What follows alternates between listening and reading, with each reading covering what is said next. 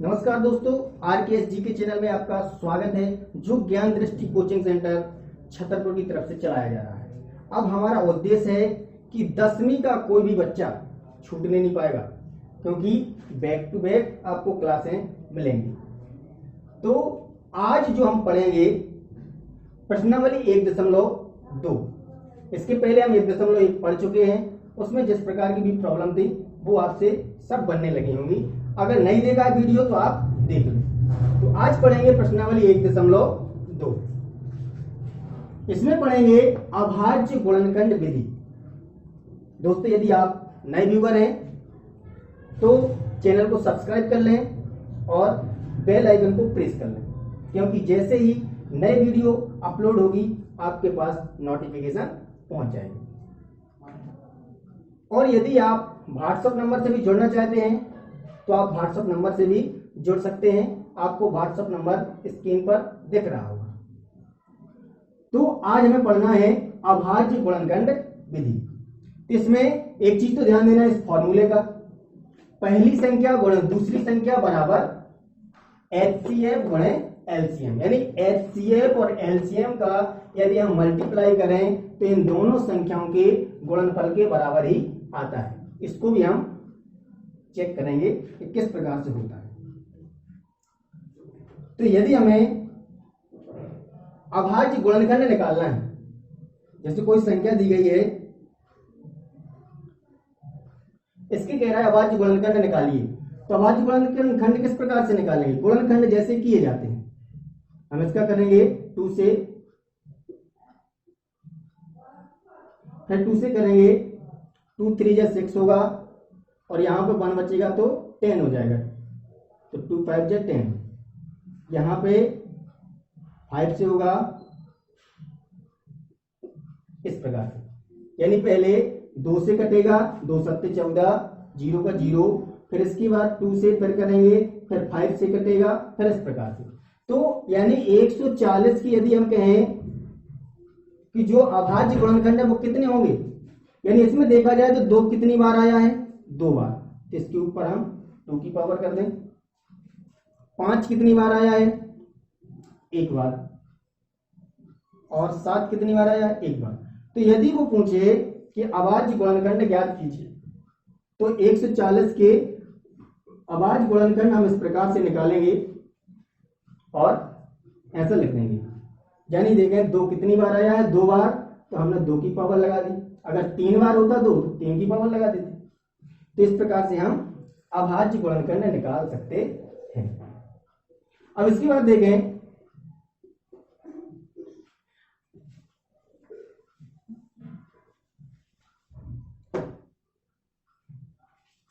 अगर कोई 2 संख्याएं दी गई हैं,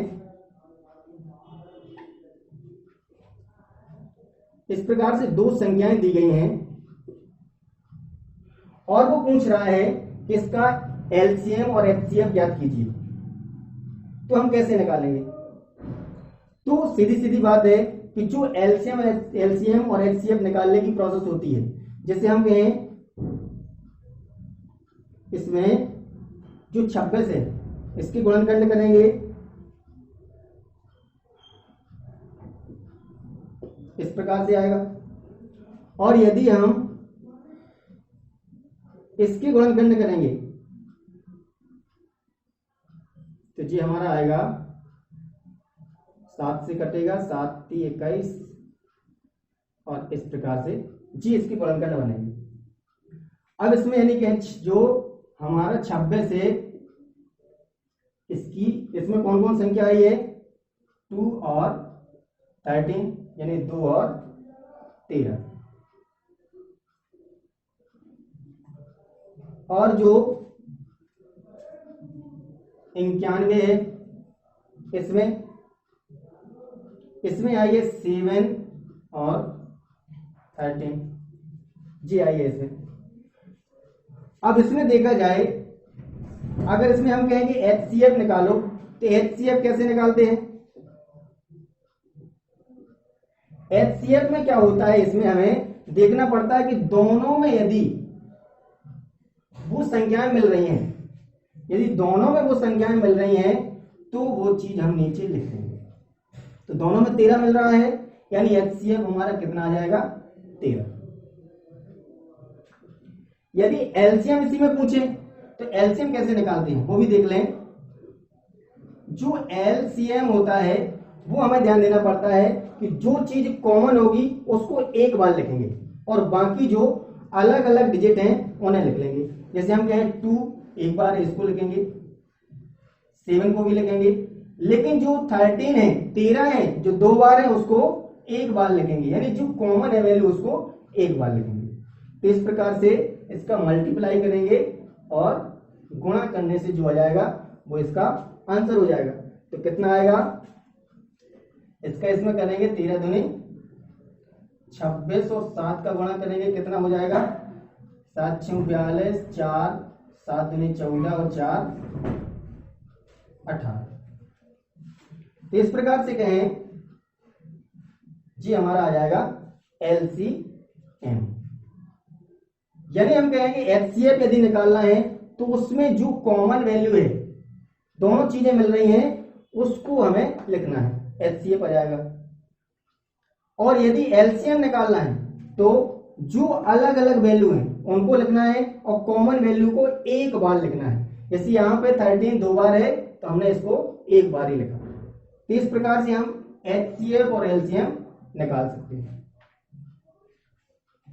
अब एक बात और, इसमें यदि चेक करने को आ जाए कि चेक कीजिए कि पहली संख्या गुणे दूसरी संख्या बराबर HCF गुणे LCM, यानी जी पहली संख्या और दूसरी संख्या क्या इसके बराबर है, तो हम इसी में देख सकते हैं।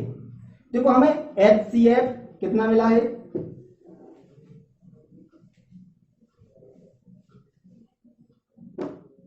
इसमें हमारा जो HCF था वो 13 आया था और LCM जो है वो 182 आया था। अब इसमें देखें कि जो पहली संख्या और दूसरी संख्या है तो इसको पहले हल करें। पहली संख्या यानी हम ये लेफ्ट हैंड साइड लेके चलें।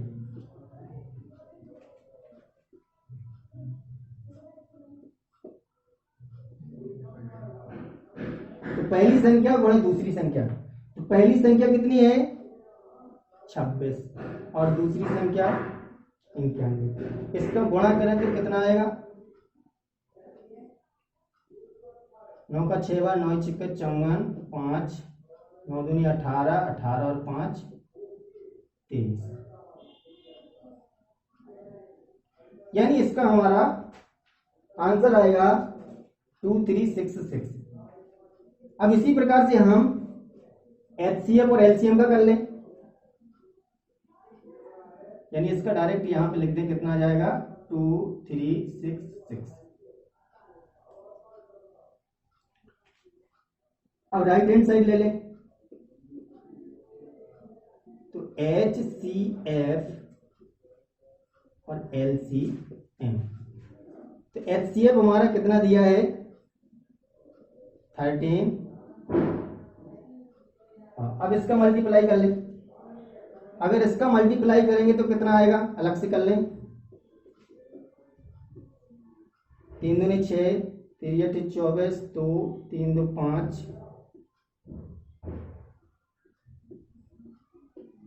तो देखें इसका भी हमने किया तो कितना आया 2366। यानी यदि हम इसको समीकरण 1 मान लें और इसको समीकरण 2 मान लें तो समीकरण 1 व 2 से स्पष्ट हो रहा है कि दोनों साइडें बराबर होती हैं।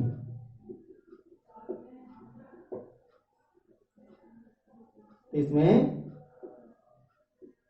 पहली संख्या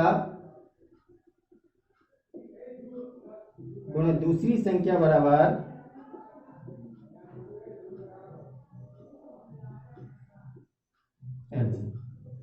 तो यदि इस फॉर्मूले को भी सिद्ध करने को या कहीं चेक करने के लिए कहे तो हम इस प्रकार से चेक कर सकते हैं।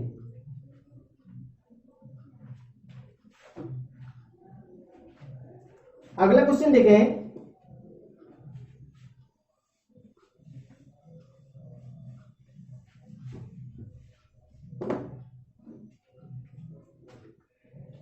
एक क्वेश्चन इसमें दिया है कि HCF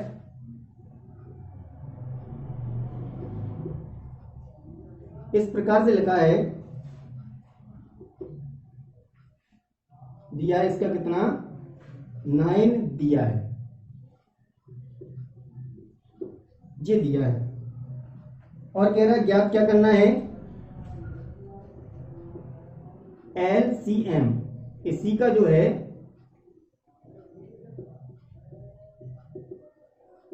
जी LCM निकालना है। यानी दोनों संख्या, पहली संख्या जे दी गई है और दूसरी संख्या जे दी गई है, इसका HCF उसने बता दिया है 9 है, तो LCM ज्ञात कीजिए। यहां पे देखो फॉर्मूला सीधा दिख रहा है, पहली संख्या पे लिखना है, दूसरी संख्या की जगह दूसरी संख्या लिख देंगे, जो इसका HCF दिया है HCF की जगह पे लिख देंगे और LCM जे निकालना है तो सेम वैसे ही लिखेंगे। तो इस फॉर्मूले में हम पुट कर दें, पहली संख्या कितनी है 306 और दूसरी संख्या 657 और HCF कितना है 9 और जी हमें LCM निकालना है। इसकी साइड चेंज करेंगे तो जी 9 कहां जाएगा नीचे,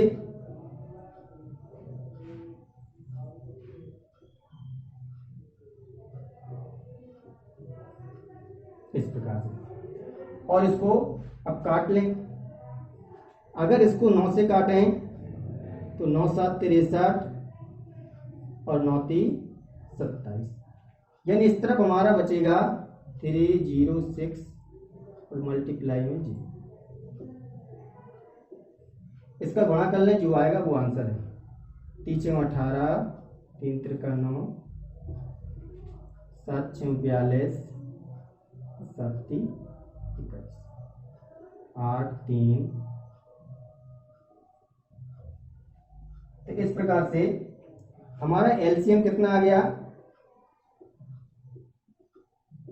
LCM आएगा 2 2 3 3 8, यानी कि इनसे हमारा जो LCM आएगा वो ये है, HCF उसने बता ही दिया था और जी दो संख्याएं दी गई थी।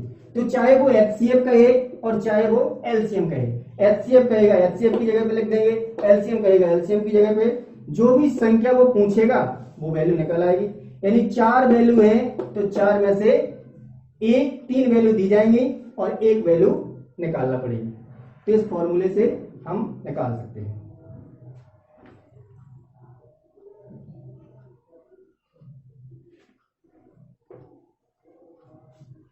एक क्वेश्चन और देख लें,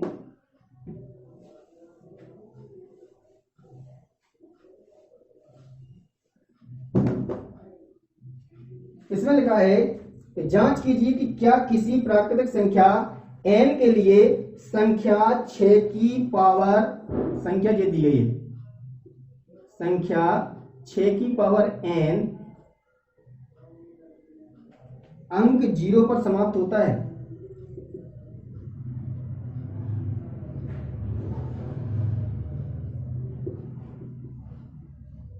जीरो पर समाप्त होता है। तो यहां पे ध्यान दें कि हम पहले भी पढ़ चुके हैं कि 0 और 5 अगर है तो वो संख्या, यदि लास्ट में 0 और 5 आ रहा है तो वो संख्या किससे 5 से डिवाइड जरूर होगी, 5 से कटेगी। अब इसमें देखना है, इसमें बोला जा रहा है कि जांच कीजिए कि क्या किसी प्राकृतिक संख्या n के लिए संख्या 6 की पावर n अंक 0 पर समाप्त हो सकती है। तो 0 पर अगर समाप्त हो सकती है तो इसमें एक संख्या ऐसी भी होगी जिसमें 5 होगा, क्योंकि इसके बीच में अगर 5 आएगा तो वो 0 से संबंध बना लेगी। जैसे हम कहें, इसमें देखें कि अगर यहां पे n 1 भी लिखें तो 6 ही आएगा, और यदि इसका 5 से मल्टीप्लाई होगा तो 0 बन जाएगा। यानी कि इसके गुणांक में, यानी 6 की पावर n की गुणांक में यदि 5 आएगा तो अंतिम यानी अंक जो है वो 0 पर समाप्त हो सकता है। तो क्या इसमें हो सकता है ऐसा? देखो इसमें क्या हो सकता है, ज्यादा से ज्यादा इसके 6 के जो गुणनखंड है वो हमारे हो सकते हैं 2 गुणे 3, इससे ज्यादा कुछ नहीं हो सकता है। और यदि जो संख्या 2 और 3 के रूप में है उसमें 6 आ सकता है, 5 कभी नहीं आ सकता है। तो यानी 6 की पावर n को हम 2/3 की पावर n के रूप में लिखेंगे। और इससे साबित हो रहा है या सिद्ध हो रहा है कि संख्या जो है 0 पर समाप्त नहीं हो सकती है, क्योंकि इसमें 5 आ ही नहीं सकता। क्या इसमें 5 आ सकता है? नहीं आ सकता। क्यों नहीं आ? 5 इसलिए क्योंकि रूल से कि 5 से संख्या वो ही कटेगी जिसके लास्ट में 0 हो या खुद 5 हो। तो अगर 0 चाहिए तो 5 होना चाहिए, इसमें 5 है नहीं है, इसलिए कहेंगे कि ये संख्या, इस संख्या के लास्ट में 0 नहीं आ सकता। अगर वीडियो अच्छी लगी हो तो लाइक कर दें और दोस्तों को शेयर कर दें। Thanks for watching.